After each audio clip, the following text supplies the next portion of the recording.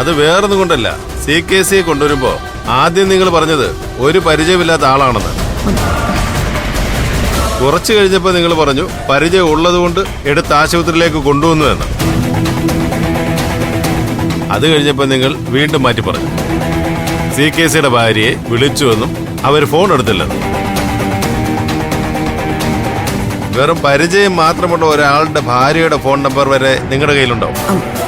അതിൽ ഇത്ര സംശയിക്കാനൊന്നുമില്ല ഡോക്ടർ. ഇയാളെ പരിചയമുണ്ടെന്ന് പറയുന്നത് പോലും ഞങ്ങൾക്ക് നാണക്കേടായതുകൊണ്ടാ ഞങ്ങൾ അങ്ങനെ പറഞ്ഞൊഴിയാൻ നോക്കിയത്. അയാളുടെ നമ്പറും അയാളുടെ ഭാര്യയുടെ നമ്പറും ഒക്കെ ഞങ്ങളുടെ കയ്യിലുണ്ട്. സത്യം പറഞ്ഞ തെരുവിൽ കിടന്ന് തുള്ളി വെള്ളം കിട്ടാതെ ചാവുന്നത് കണ്ടാ പോലും ഇയാളെ പോലുള്ളവരെ ആശുപത്രിയിൽ എത്തിക്കാൻ പാടില്ല. പിന്നെ ഉള്ളിലൊരു മനുഷ്യത്വം ഉള്ളതുകൊണ്ട് ഒരു സഹായം ചെയ്തു, അത്രേ ഉള്ളൂ. അയാളെ രക്ഷപ്പെടുത്താൻ പറ്റിയല്ലോ, അത് മതി. ഞങ്ങൾ ഇറങ്ങാ, വാ നിധി. CKC രക്ഷപ്പെട്ടു നിങ്ങളോട് ആരാ പറഞ്ഞേ? നിങ്ങളോട് ഞാനിക്കരൊക്കെ സംസാരിച്ചത് എന്തെങ്കിലും ദേഷ്യം നിങ്ങളോട് ഉണ്ടായിട്ടല്ല. ഒരു പരിചയമില്ലാത്ത നിങ്ങളോട് ഞാനെന്തിനാ ദേഷ്യം കാണിക്കുന്നേ? ഒരു ഒളിവും മറയും ഇല്ലാതെ തുറന്നു പറഞ്ഞേക്കാമല്ലോ. ഇന്ന് നടന്ന ഏറ്റുമുട്ടൽ കൂടി ആയതോടെ ഒരു കാര്യം ഉറപ്പായി. ഏറിയാൽ ഒരു 6 മാസം അതിനുള്ളിൽ CKCയുടെ മരണം സംഭവിച്ചിരിക്കും. ഞാൻ പറഞ്ഞല്ലോ, എന്റെ പേഷ്യന്റാണ് CKC. വർഷങ്ങൾക്ക് മുമ്പ് ഒരു കൺസ്ട്രക്ഷൻ സൈറ്റിൽ വെച്ചുണ്ടായ അപകടം. അന്ന് CKCയുടെ തലച്ചോറിൽ ബ്ലഡ് ക്ലോട്ട് ആയതാണ്. ഇപ്പോഴും അത് കണ്ടിന്യൂ ചെയ്യുന്നുണ്ട്. സത്യം പറഞ്ഞാൽ അങ്ങനെ വിശദമായ ഈ കാര്യങ്ങളൊന്നും CKCയോ അയാളുടെ ഭാര്യയോ അറിയിച്ചിട്ടില്ല. ഇന്ന് നടന്ന അക്രമത്തിൽ കൃത്യം CKCയുടെ തലയിൽ ബ്ലഡ് ക്ലോട്ട് ചെയ്തിരുന്ന അതേ ഭാഗത്ത് തന്നെയാണ് ഇന്റേണൽ ഇഞ്ചുറി ഉണ്ടായിരിക്കുന്നത്. ഞാൻ പറഞ്ഞതിൽ അണുവിട വ്യത്യാസം വരില്ല. 6 മാസം 6 മാസത്തിൽ കൂടുതൽ CKC ജീവിച്ചിരുന്നാൽ അതൊരു മിറാക്കിൾ തന്നെയായിരിക്കും.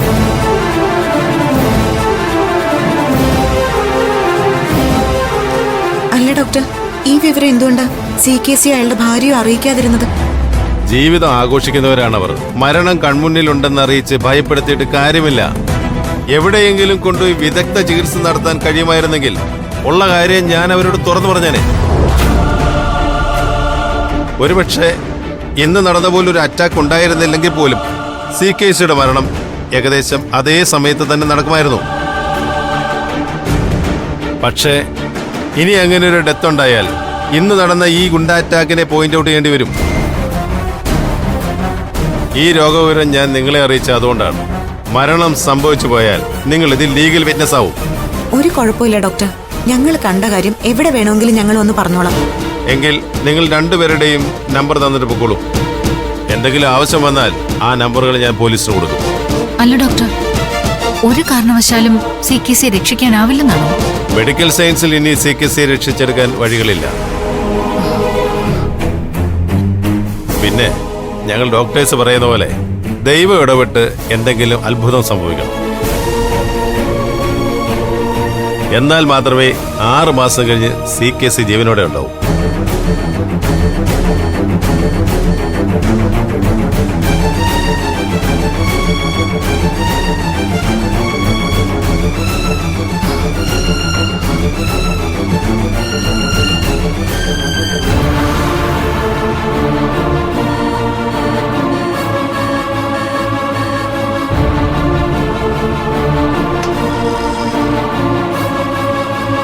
വേണമെങ്കിൽ അകത്ത് കയറി കണ്ടോളൂ. അതൊന്നും വേണ്ട.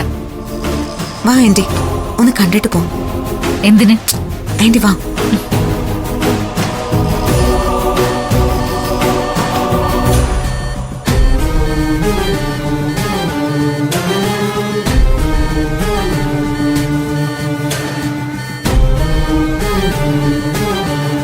പണം മാത്രം ഉന്നം വെച്ച് ജീവിച്ച ഇയാൾ എന്തൊക്കെ ക്രൂരകൃത്യങ്ങളാ ചെയ്തു കൂട്ടിയിട്ടുള്ളത്.